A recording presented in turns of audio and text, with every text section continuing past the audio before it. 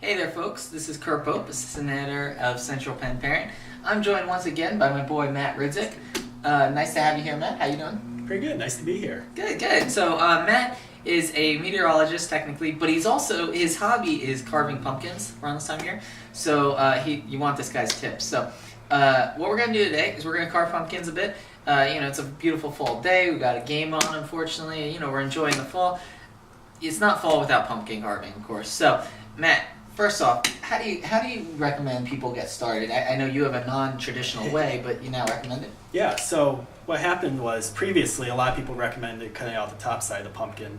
What happens is when you cut out this top is over time, over a week or two when you have this sitting outside, is it tends to shrink up and dry out and then the top falls through. So you can't enjoy the pumpkin as long as you could have. So what I recommend doing is you actually cut out the bottom of the pumpkin.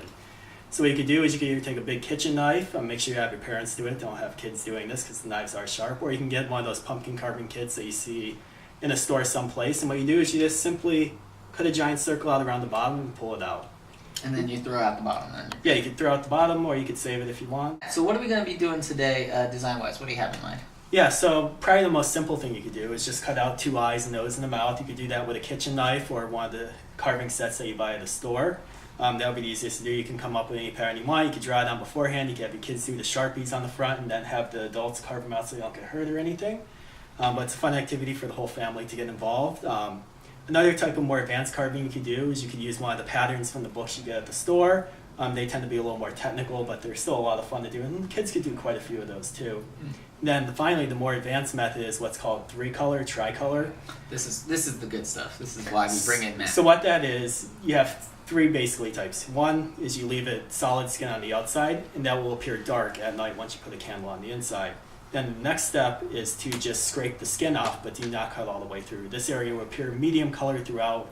It lights up, but it's not as bright as just cutting all the way through. And then the final, as we alluded to before, is what you normally do is you cut all the way through the pumpkin, and it appears very bright when it goes through. So it gives you sort of 3 shadings. Fantastic. Now, we're going to get started. First off, what do we do? What do you mean? Do you just tape it on? Do you trace? What do you like? Yeah, so what I like to do for the more advanced carvings is I actually put carving tracing paper between. So you put the pattern, you tape it over, and then if you just outline it with a pen, it transfers onto the pumpkin so you can see everything there. Perfect. If you're doing a more simple design, just use a Sharpie marker or a regular pen from the store. Perfect. Okay, so we're going to get started. Stay tuned as you see the process going through and see what we finally do. Thank you.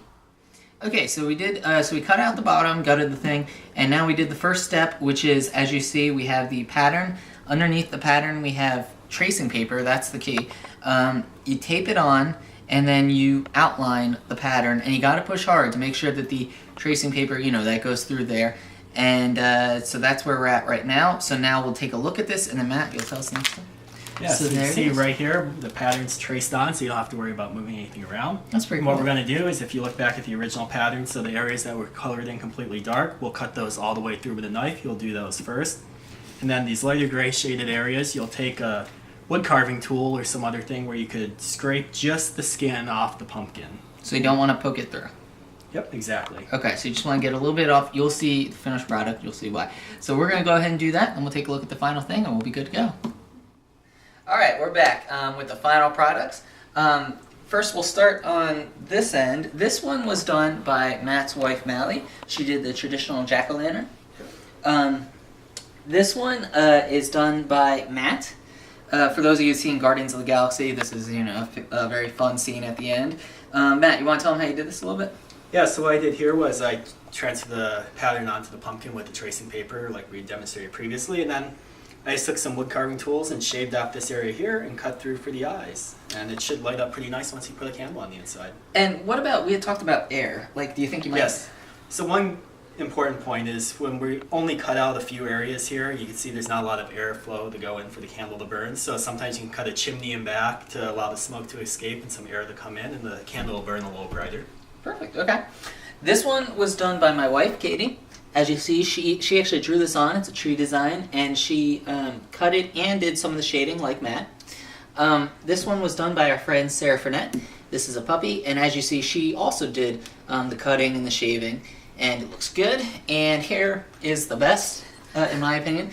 Just kidding. Here is mine. I carved on the Carolina Panthers logo.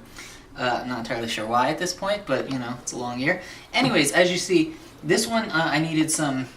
Was it a thinner? Yeah, so he used the thinnest wood carving tool we had to get some of these thin lines of the whiskers of the cat. So it helps to have multiple multiple size tools and wood carvers and all that. So, but there they are. And so, Matt, as always, thank you very much. It's awesome being here. Awesome, a lot of fun. So, have fun, good luck, happy Halloween, and thanks for watching.